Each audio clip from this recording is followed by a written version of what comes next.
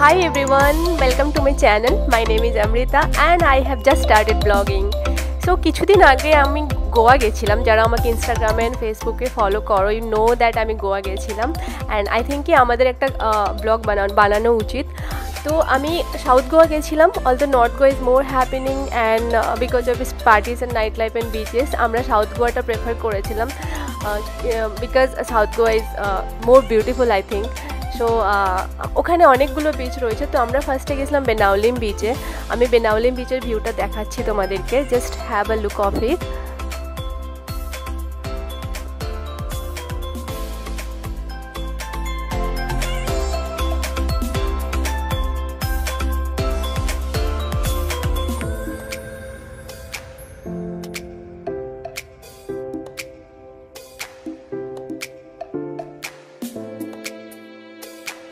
অন্যান্য বিচের মতো বেনাউলিমেও প্রচুর জুয়েলারি সেলার্স রয়েছে।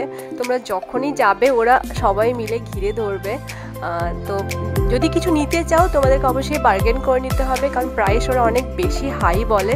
তো এটা আমরা খুব এনজয় করেছিলাম।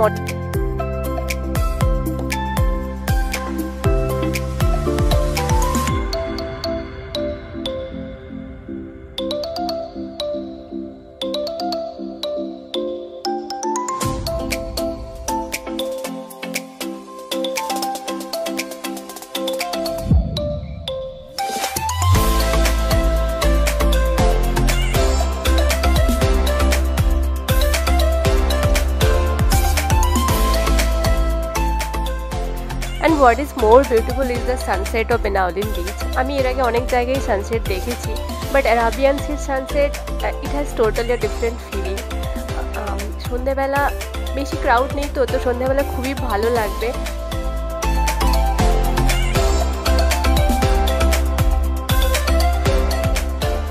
নেক্সট ডে আমরা ক্যাভেলুসিম বিচের জন্য বেরিয়ে পড়েছিলাম আমাদের হায়ার করা স্কুটিতে। তো ক্যাভেলুসিম বিচ বেনাউলিম থেকে 12 কিলোমিটার দূরে রয়েছে। রাস্তায় যাওয়ার পথে আমরা অনেকগুলো চার্চ পেয়েছি। বিচে আমরা যখন পৌঁছালাম ভিউটা খুবই সুন্দর ছিল। ক্রাউড বলতে গেলে একেবারেই ছিল না, যেটা আমার একদমই ভালো লাগে না। আই লাইক সেক্লুডেড প্লেসেস মোর। ক্যাভেলুসিম বিচে কিন্তু বিচ ট্র্যাক সেভাবে নেই। তো বিচ থেকে খানিকটা দূরে একটা রেস্টুরেন্ট রয়েছে জেমস, যেটা খুব ভালো। আমরা ওখানে Goan prawn curry and rice খেয়েছিলাম, যেটা অসাধারণ ভালো ছিল খেতে।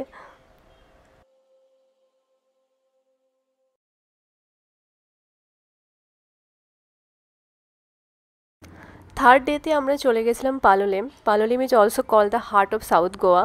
এখানে আমরা ছিলাম রাউন্ড কিউব নামে একটা বিচ বাংলোতে। বাংলোটা একদমই সমুদ্রের উপরে ছিল। জাস্ট ফ্রেশ হয়েই আমরা বেরিয়ে পড়লাম পালোলেমের ব্যাকওয়াটারে বোটিং করার জন্যে।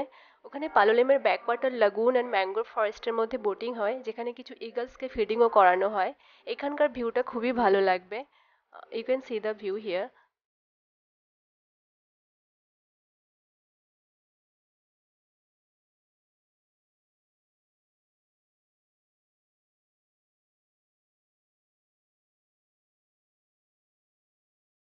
এখানে কিছু রেয়ার ওয়েস্টার্ন ঘাট সিগালস দেখতে পাওয়া যায়, যেগুলো আমরা চোখের সামনে দেখতে পেয়েছিলাম।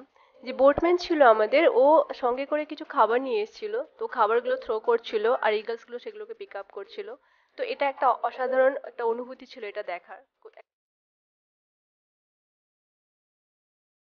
ওই দিন আমরা সারাদিন পালোলেমেই কাটিয়েছিলাম। পালোলেমের অসাধারণ ভিউটা এখানে থাকলো তোমাদের জন্য।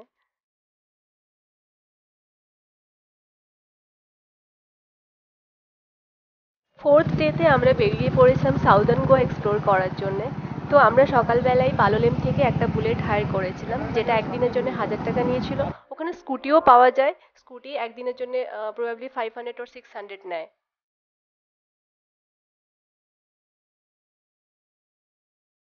একটা অসাধারণ গ্রামের ভিতর দিয়ে যেতে যেতে আমরা রাস্তায় পেয়েছিলাম আগন্ডা বিচ। এই বিচটা একেবারেই সেক্লুডেড ছিল, লোকজন প্রায় ছিল না বললেই চলে, বাট ন্যাচারাল বিউটিটা ছিল অসাধারণ। তো যারা হানিমুনে যেতে চাও তারা কিন্তু এই বিচটায় অবশ্যই যেও।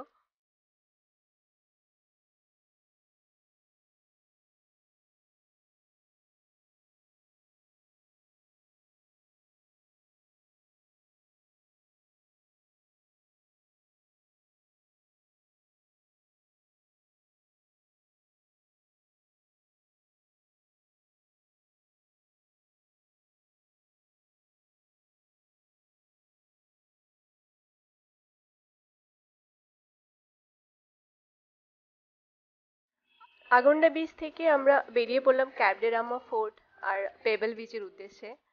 রাস্তা দিয়ে আমরা যাচ্ছিলাম বাইকে করে, অসাধারণ ভিউ। ক্যাবডেরামা ফোর্ট যেটা 18th সেঞ্চুরিতে তৈরি হয়েছিল সেটা এখন অলমোস্ট রুইন্স। তো আমরা ওখানে পৌঁছে ওখান থেকে অনেকটা হেঁটে নিচের দিকে নামতে হয়। নিচের দিকে নামলেই পেবেল বিচটা দেখা যায়।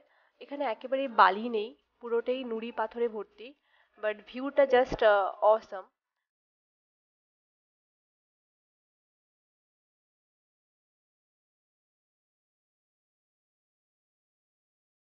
কাবডিরামা ফোর্টের পেবেল বিচটা দূর থেকে যতটাই কাছে মনে হচ্ছিল, আমরা যখন কাছে পৌঁছালাম ওটা কিন্তু ততটাই দূরে ছিল।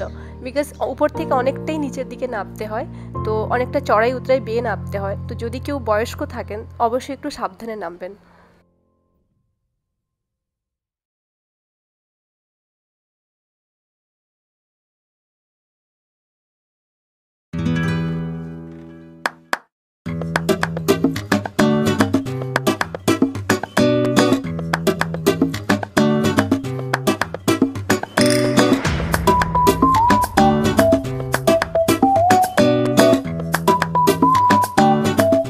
বিচ দেখার পরে আমরা বেরিয়ে পড়েছিলাম কোলা বিচের উদ্দেশ্যে। কোলা বিচটা ছিল ক্যাবডেরামা ফোর্ট থেকে অলমোস্ট 10 কিলোমিটার দূরে। কিছুটা যাওয়ার পরে যে রাস্তাটা পড়েছিল সেই রাস্তাটা কিন্তু বাইক, স্কুটি বা গাড়ির জন্য অতটা ভালো নয়। তো আমরা ডিসাইড করেছিলাম বাইকটা রেখে আমরা পায়ে ট্রেক করেই যাব, তো ওটাই বেটার আই থিঙ্ক। জঙ্গলের ভিতর দিয়ে যাওয়ার সময় আমরা ময়ূর দেখতে পেয়েছিলাম, এছাড়া আরও অনেক বার্ডসের আওয়াজ শুনতে পাওয়া যায়। আই থিঙ্ক ওখানে আরও অ্যানিমেলস রয়েছে, যদিও আমরা দেখতে পাইনি। If you are lucky you can C.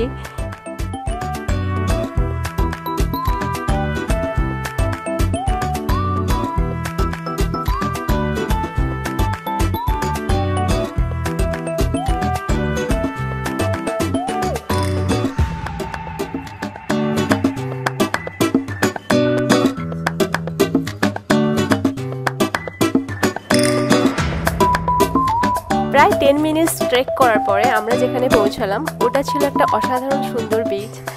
এটার নাম হচ্ছে কোলা বিচ। এখানে ব্যাকওয়াটার রয়েছে, যে ব্যাকওয়াটারে কায়াকিং করানো হয়, তো আমরা কায়াকিং করেছিলাম ওখানে।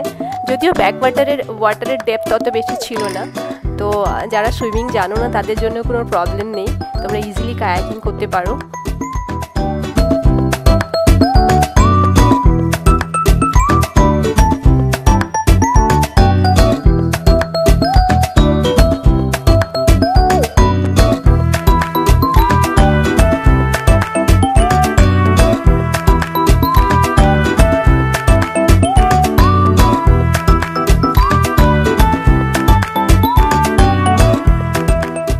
এবারে ফেরার পালা। ফিরতে মন না চাইলেও ফিরতে হয়, সঙ্গে নিয়ে অনেক মোমেন্টস আর মেমোরিজ। সময় কম থাকার জন্য বাটারফ্লাই বিচটা আমরা যেতে পারিনি, দুধসাগর ওয়াটারফলটা তখন ক্লোজ ছিল। তোমরা কিন্তু এগুলো বাকেট লিস্টে রেখো। সাউথ গোয়া এতটাই সুন্দর যে বারবার যেতে মন চায়। আমরা হয়তো আবার যাব। Till then, see you in the next blog. Thank you so much for watching.